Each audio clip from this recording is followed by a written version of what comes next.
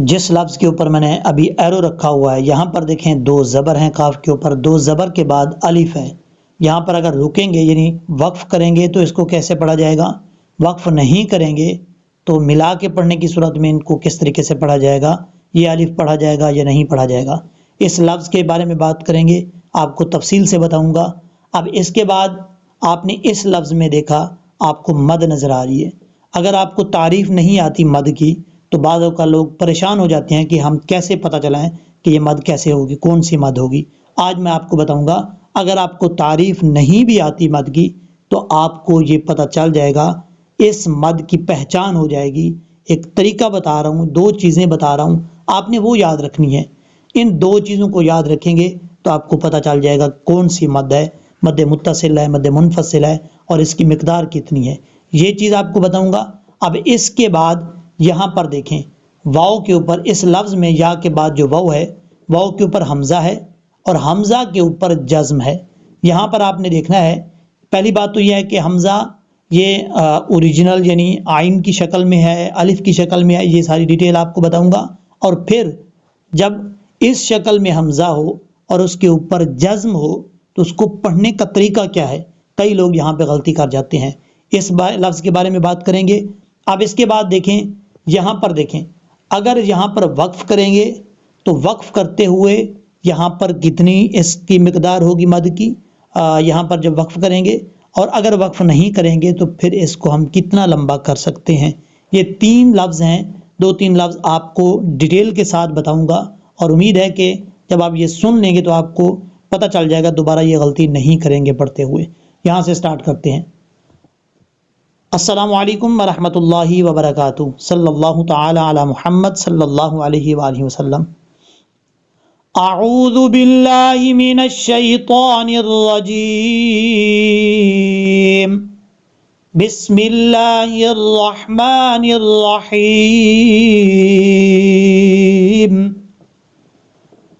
وقال لهم نبيهم إن الله قد بعث لكم طالوت ملكا۔ یہاں سے اب سٹارٹ کریں گے، یہ سورۃ البقرہ کا پارٹ نمبر 163 ہے، 163، اور آیت نمبر 200۔ یہاں پر دیکھیں، آپ کو پہلے میں بتا چکا ہوں کہ آیت نمبر ہم نے یہاں سے سٹارٹ کی تھی 245۔ اب 245 کمپلیٹ کرنے کے بعد یہاں سے 246 آیت نمبر سٹارٹ کر رہے ہیں، اور جہاں پہ پیج کمپلیٹ ہو رہا ہے یہاں پر جو ہے وہ ختم کریں گے۔ یہاں سے پہلے ہجے کر لیتے ہیں۔ وقال لهم، یہ دوسرا پارہ سورہ بقرہ کا دوسرا پارہ، اور رکوع کون سا ہے؟ 15واں۔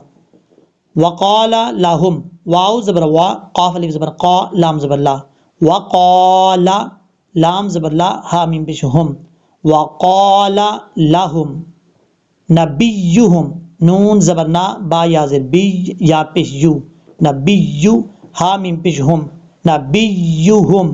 یہاں پر میم ساکن ہے۔ یہاں پر دیکھیں، جو لوگ بار بار کمنٹس کر رہے تھے کہ میم ساکن کے بعد کب غنہ ہوتا ہے، یہاں پر دیکھیں میم ساکن کے بعد حمزہ ہے تو اس کا مطلب یہاں پہ غنہ نہیں ہوگا۔ پہلے بھی آپ کو بتایا تھا کہ میم ساکن کے بعد با اور میم آ جائے تو پھر غنہ کیا جاتا ہے، ورنہ اس کے علاوہ کسی حرف کے یعنی میم ساکن کے بعد کوئی بھی حرف آ جائے تو غنہ نہیں کیا جاتا۔ اب یہاں پر نون کے اوپر شد ہے، غنہ کریں گے ایک الف کی مقدار، نون کے اوپر شد ہو یا میم کے اوپر شد ہو، یاد رکھیے گا ایک الف کی مقدار غنہ کیا جاتا ہے۔ ان اللہ، لفظ اللہ سے پہلے زبر ہے نون کے اوپر، اس لیے پر پڑھیں گے، اور نون کو جب لام لفظ اللہ سے ملائیں گے تو بیچ میں الف اور لام کو چھوڑ دیں گے۔ ان اللہ۔ اب اس کے بعد ہے قد بعث، قاف دال زبر قد، دال میں قلقلہ ہے اس لیے اس کو پڑھیں گے قد، قد، با زبر با، عین زبر آ، سا زبر سا، بعث، با کے بعد جو عین ہے اس کو کلیئر کر کے پڑھنا ہے، قد بعث۔ اب نیکسٹ والی لائن میں چلتے ہیں، لکم طالوت ملکا، لام زبر لا، کاف میم پیشکم، لکم، طا الف زبر طا، یہ طا حروف مصالحہ میں سے ہے، پر پڑھا جائے گا۔ لام کے بعد واو مدہ ہے اس لیے ایک الف کی مقدار اس کو لمبا کر کے پڑھیں گے. طالوتا مالکا، یہ کاف جو ہے یہ بریک ہے، کاف کے اوپر دو زبر ہیں، دو زبر کے بعد الف آ رہا ہے. اب یہاں پر سمجھنے والی بات ہے، آپ نے غور سے سننی ہے بات. دو زبر کے بعد الف آ رہا ہے، اگر ہم یہاں پہ سٹاپ کرتے ہیں تو سٹاپ کی صورت میں یعنی وقف کی صورت میں دو زبر کے بعد الف. یاد رکھیے گا، پہلے بھی بار بار بتا چکا ہوں، آپ جس لفظ پہ وقف کر رہے ہیں اس لفظ کے اوپر دو زبر اور آخر میں الف آ جائے تو وقف کرتے ہوئے ایک زبر کو الف سے بدل دیں گے. یہاں پہ دو زبر ہیں تو ایک زبر کو الف سے بدل کر پڑھیں گے. عام لفظوں میں یعنی سادہ لفظوں میں آپ کو سمجھانے کی کوشش کرتا ہوں کہ یہ الف جو ہے پڑھا جائے گا مالکان سے مالکا، اس طریقے سے ایک الف کی مقدار لمبا کریں گے. اگر ہم یہاں پہ وقف نہیں کرتے، سٹاپ نہیں کرتے، تو پھر یہاں پہ ہوگا اخفا، نون تنوین کا اخفا. اخفا کا معنی ہوتا ہے چھپانا، آواز کو ناک میں چھپا کر پڑھنے کو اخفا کہا جاتا ہے. اور اخفا کی طریف نون ساکن اور نون تنوین کے بعد کوئی 15 حروف میں سے کوئی بھی حرف آ جائے تو کیا پڑھیں گے؟ اخفا کریں گے. مالکان، اس طریقے سے. اب اس کے بعد ہے یہ طا ہے، اس کا مطلب ہے آپ یہاں پہ رک سکتے ہیں، سٹاپ کر سکتے ہیں. قالو، قاف الف زبر قا، لام و پشلو، قالو. حمزہ نون زبر ان، نون کھڑا زبر نا، انا. یہاں پہ نون کے اوپر شد ہے، جب بھی نون کے اوپر شد آئے گا تو غنہ کیا جاتا ہے. ایک الف کی مقدار، نون کے اوپر کھڑا زبر ہے، ایک الف کی مقدار اس کو لمبا کر کے پڑھیں گے. اب یہاں پر سمجھنے والی بات ہے جو آپ کو میں نے شروع میں بات بتائی تھی، لام کے بعد واو مدہ ہے. واو کے اوپر کیونکہ جزم ہے تو واو ساکن سے پہلے جب پیش ہو تو واو مدہ ہوتا ہے. یہاں پر واو کے آگے جو الف ہے، الف کے اوپر یہاں پر دیکھیں یہ مد بھی ہے. اب آپ کو اگر تعریف نہیں آتی تو پھر آپ نے کیا کرنا ہے؟ تعریف کیا ہے؟ حرف مد کے بعد حمزہ دوسرے لفظ میں ہو تو مد منفصل ہوتی ہے. اب یہاں پر حرف مد واو الف اور اس کے بعد یہ حمزہ ہے دوسرے لفظ میں تو یہ کیا ہوا؟ مد منفصل ہوئی. اگر آپ کو تعریف نہیں آتی تو پھر آپ نے یہ نشانی یاد رکھنی ہے کہ اگر یہ لکیر جو ہے باریک ہو اور اس کے بعد حمزہ ہو الف کی شکل میں، یہ حمزہ جو ہے وہ الف کی شکل میں ہے، حمزہ الف کی شکل میں ہو تو مد منفصل ہوگی. اور مد منفصل کو لمبا کرنے کی کتنی مقدار ہوتی ہے؟ آپ 2.5 سے 3 الف کے برابر لمبا کر کے پڑھ سکتے ہیں. تو اس کا مطلب یہاں کیا ہوا؟ مد منفصل ہوئی. قالو انا، جب یہاں پہ نون کے اوپر کھڑا زبر پڑھا جائے گا تو اس یا کو پڑھنے کی ضرورت نہیں ہے. اگر یا کے اوپر زبر نیچے زیر یا پیش ہوتا اوپر تو پھر یا کو پڑھا جاتا. اب اس کے بعد یکون لہ الملک علینا، کاف کے بعد واو مدہ ہے، ایک الف کی مقدار لمبا کر کے پڑھیں گے. یکون، یکون لہ الملک، لام زبر لا، ہا لام پیش ہل، ہا کو جب لام سے ملائیں گے تو بیچ میں الف کو چھوڑ دیں گے.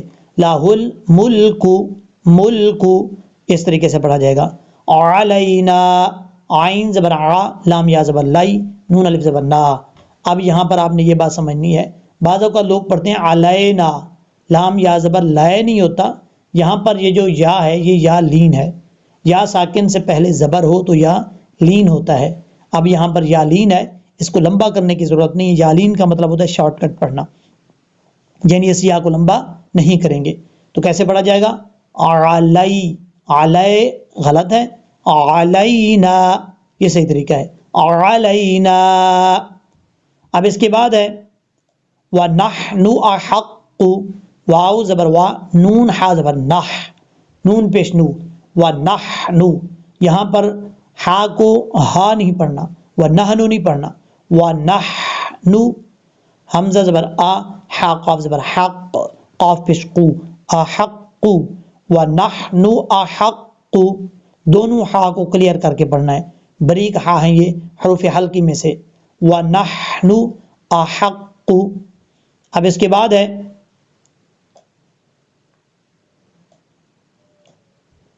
بِالْمُلْكِ مِنْهُ وَلَمْ يُؤْتَ سَعَةً مِنَ الْمَالِ. اب یہاں سے پڑھتے ہیں با لام زر بل، با کو جب لام سے ملائیں گے تو بیچ میں الف کو چھوڑ دیں گے اور میم لام پیش مل، کاف زر کی، بل ملکی، ملک کے نہیں پڑھنا، ملکی. काफ ज़ेर की, मिन्हु मीम नून ज़ेर मिन हा पेश हु, मिन्हु वाव ज़बर वा लाम मीम ज़बर लम, वलम या हमज़ा पेश यु, ता ज़बर ता, यु ता। अब यहाँ पर समझने वाली बात है, या के बाद ये जो वाव है, वाव के ऊपर हमज़ा है, हमज़ा के ऊपर जज़्म है। बाज़ औक़ात लोग यही समझते हैं कि वाव पढ़ा जाएगा, ऐसा नहीं है। याद रखिएगा, वाव के ऊपर जब भी हमज़ा आ जाए तो वो हमज़ा की आवाज़ में पढ़ा जाता है, वाव की आवाज़ में नहीं पढ़ा जाता। या के ऊपर हमज़ा आ जाए तो वो हमज़ा की आवाज़ निकालेंगे, या की आवाज़ नहीं निकालेंगे। अलिफ के ऊपर जज़्म आ जाए तो हमज़ा की आवाज़ आएगी, अलिफ की आवाज़ नहीं आएगी। तो यहाँ पर वाव के ऊपर हमज़ा है, हमज़ा के साउंड में पढ़ेंगे। कैसे? अब हमज़ा के ऊपर जज़्म है। हमज़ा दो किस्म के होते हैं, एक होता है हमज़ा मुतहर्रिक, दूसरा होता है हमज़ा साकिन। हमज़ा मुतहर्रिक सख्ती से पढ़ा जाता है, जैसे आ, ई, उ, और अगर हमज़ा साकिन हो तो फिर हमज़ा साकिन झटके के साथ पढ़ा जाता है। यहाँ पर जो हमज़ा है ये हमज़ा साकिन है, लेकिन आपको कैसे पता चलेगा कि हमज़ा साकिन है? आपको मैंने शुरू में बताया था पहली वीडियोस के अंदर कि जिस हर्फ के ऊपर जज़्म हो वो हर्फ साकिन होता है। अब यहाँ पर हमज़ा के ऊपर जज़्म है, ये देखें ऊपर, ये जज़्म की वजह से आपको पता चल रहा है कि हमज़ा जो है ये साकिन है। और जब हमज़ा साकिन होगा तो हमज़ा झटके के साथ पढ़ा जाएगा। कैसे? या हमज़ा पेश यु, ता ज़बर ता, यु ता, इस तरीके से। वलम यु ता, बल्कि यहाँ से सीन ज़बर सा, आइन ज़बर आ, सा, ता मीम दो ज़बर तम, मीम दो ज़ेर मी, सा तम मी। ता के ऊपर दो ज़बर है, दो ज़बर के बाद मीम आ रही है। दो ज़बर के बाद जब भी मीम आता है तो वहाँ पे इदगाम यार मलून होता है। इदगाम का माना दाखिल करना होता है, और इदगाम की तारीफ क्या है? नून साकिन और नून तनवीन के बाद हरूफ यार मलून में से कोई हर्फ आ जाए तो इदगाम होता है। यहाँ पर हरूफ यार मलून में से मीम आ रहा है दो ज़बर की तनवीन के बाद।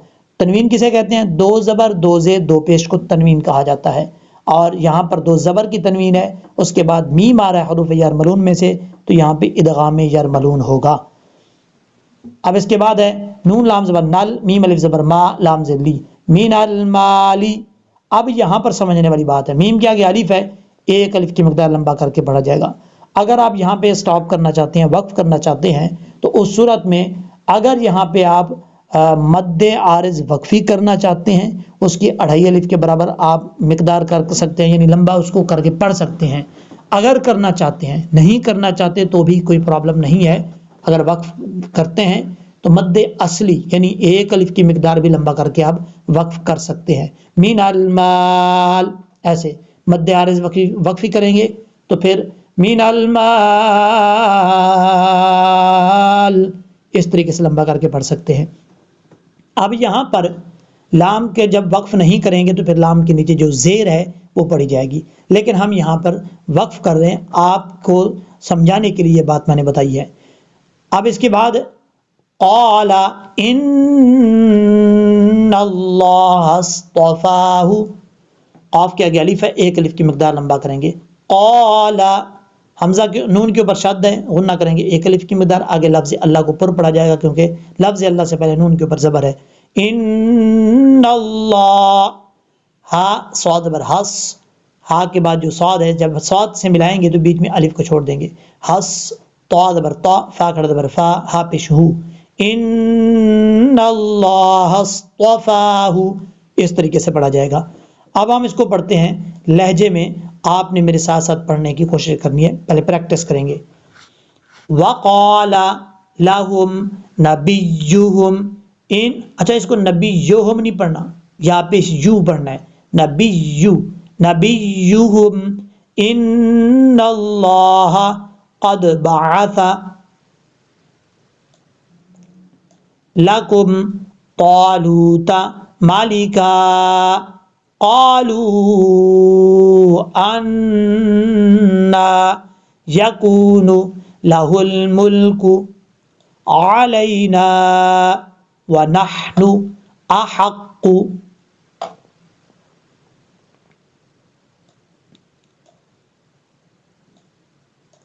बिल मुल्की मिन्हु वलम युक्ता साअतम मिनल माल। क़ाला ان اللہ اصطفاہ. یہاں پر ہم سٹاپ کر رہے ہیں، اور کیونکہ آیت آگے والے پیج پہ ختم ہوتی ہے، تھوڑا سا مسئلہ ہے چینج کرنے میں، اس لیے جب آگے پیج شیئر ہوگا نیکسٹ پیج پہ جائیں گے تو وہاں پہ آیت کو کمپلیٹ کریں گے. اب ہم اس کو پڑھتے ہیں لہجے میں. آپ نے میرے ساتھ ساتھ پڑھنے کی کوشش کرنی ہے. ساتھ نہیں پڑھ سکتے تو پھر آپ نے صرف فنگر رکھتے جانا ہے، سنتے جانا ہے کہاں آپ کی مسٹیک ہوتی ہے. یہاں سے سٹارٹ کر رہے ہیں. وَقَالَ لَهُمْ نَبِيُّهُمْ إِنَّ اللَّهَ قَدْ بَعَثَ لَكُمْ طَالُوتَ مَلِكًا قَالُوا أَنَّى يَكُونُ لَهُ الْمُلْكُ عَلَيْنَا وَنَحْنُ أَحَقُّ بِالْمُلْكِ مِنْهُ وَلَمْ يُؤْتَ سَعَةً مِنَ الْمَالِ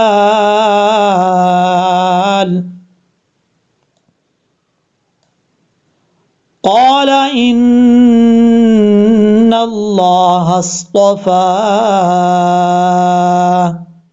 صدق اللہ العظیم.